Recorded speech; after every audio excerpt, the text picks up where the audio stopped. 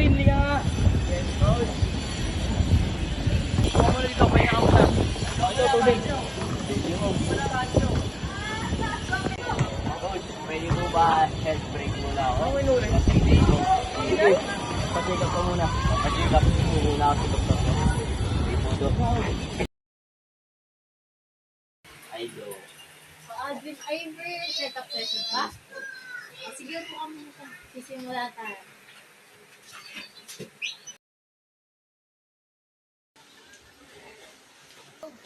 Based on my check-up sa'yo, I had bad news. Ano pong vibes, no? Yung bad news ko sa'yo ay may lung cancer ka. Stage 3 na. Oo. Unfortunately, wala na talagang gamot para sa cancer mo dahil stage 3 na nga ito at wala na tayong magagawa. Pero for now, mag-rest ka muna sa bahay mo. Pero bawal ka na muna sumali sa mga competitions mo sa basket.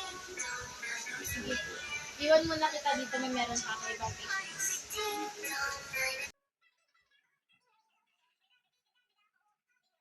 Mano po, ma.